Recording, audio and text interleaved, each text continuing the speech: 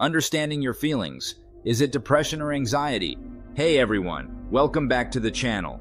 Today we are going to tackle a question that echoes in the minds of many. Am I having depression or anxiety?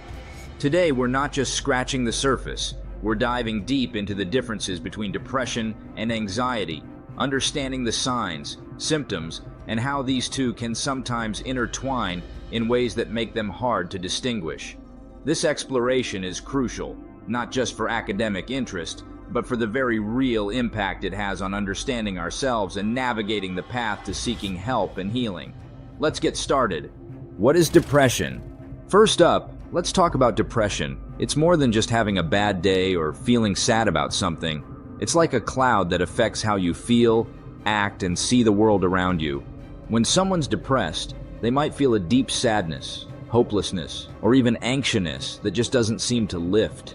You might lose interest in hobbies or activities you once loved, find yourself either eating too much or too little, struggling with sleep, feeling like you're out of energy all the time, and having a hard time focusing on anything.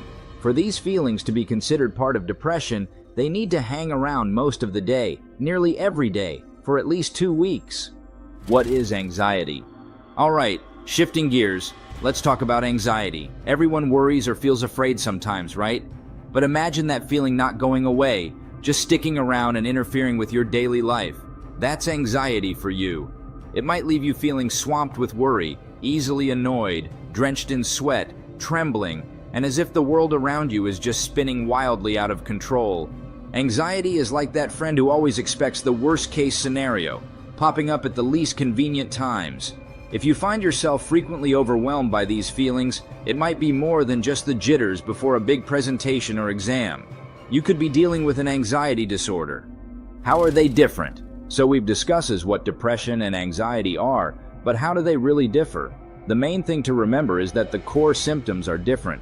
Depression weighs you down with a persistent sadness, drains your energy tank to empty, and takes away the joy in things you used to love. And it can get pretty serious, with some folks even thinking about hurting themselves. On the flip side, anxiety is like having an internal alarm system that's a little too eager, throwing you into states of fear or worry that you feel powerless to stop. It's like your brain is constantly sending out false alarms, making everyday things, like meeting new people, seem like huge threats. Anxiety and depression symptoms. Now, while they're different, depression and anxiety are kind of like those friends who always show up to the party together. They're super common and often tag-team your brain. Did you know that about 60% of people with anxiety will also have symptoms of depression? And the other way around too. It's a bit of a vicious cycle, where each one can make the other symptoms feel even worse. And get this, it might all be in the family, genetically speaking. Scientists think the same genes could be behind both conditions. Plus, the structures in your brain that process your emotions, they might be setting the stage for both anxiety and depression. And if life throws some serious stress or trauma your way, especially early on, it could trigger either or both of these conditions. Treating depression and anxiety. Let's explore the ways you can address and manage depression and anxiety, finding the right strategies and supports to navigate these challenges.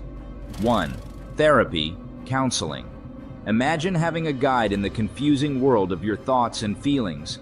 That's what a professional therapist can be. They tailor a plan just for you, tackling both anxiety and depression head-on. And there are a few types of therapy that might come into play, such as cognitive behavioral therapy, CBT, interpersonal therapy, problem-solving therapy, and much more. Finding the right therapist could be as easy as a referral from your doctor, or checking out the Anxiety Disorders Association of America for specialists. 2. Medication. Then there's the medication route. Your doctor might prescribe something like an SSRI or SNRI, antidepressants that work by adjusting the balance of neurotransmitters in your brain. There's also bupropion, mirtazapine, and others. The goal here is to ease those symptoms so you can feel more like yourself again. 3. Exercise. Here's something a bit more within your control. Exercise.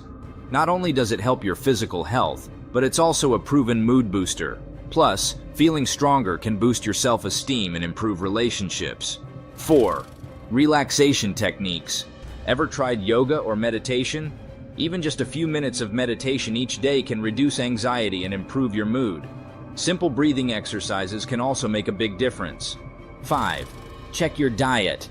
What you eat matters too. Nutritious foods can boost your mood and energy levels. Try to balance your plate with lean proteins, healthy fats, and lots of fruits and veggies. And while it's okay to treat yourself, moderation is key. 6. Get support. Don't underestimate the power of your tribe. Strong relationships are key to feeling supported. Whether it's family, friends, or a support group, talking about what you're going through can help. And remember, if things feel really heavy, there's always someone ready to listen. Alright folks, that brings us to the end of our journey today. If today's discussion sparked something in you, or if you found value in our conversation, I encourage you to share this video with someone who might need to hear it. Remember, sharing is not just about spreading information, it's about spreading hope, understanding, and possibly even a lifeline to someone out there who feels alone in their struggle. Don't forget to hit that like button if you haven't already. It helps more than you know. And if you're not subscribed yet, what are you waiting for? Join our family today and hit the notification bell so you never miss out on our future videos. I also want to hear from you. Your thoughts, experiences, and stories are what make this community so special. So please drop us a comment below. Tell us what you think, share your own experiences, or even suggest what topics you'd like us to cover next. And remember, if you're struggling, you're not alone. There are resources out there, and there are people who want to help. Don't hesitate to reach out to a professional, a loved one, or even a support group. There's strength in seeking help, and there's power in taking that first step towards feeling better. As we say goodbye for now, I want to leave you with this thought. Healing and growth are possible. No matter where you are in your journey, there's hope, and there's a path forward. Thank you once again for watching, for being here, and for being you. Until next time, stay strong, stay safe, and keep being the amazing person that you are. Goodbye for now, but not forever.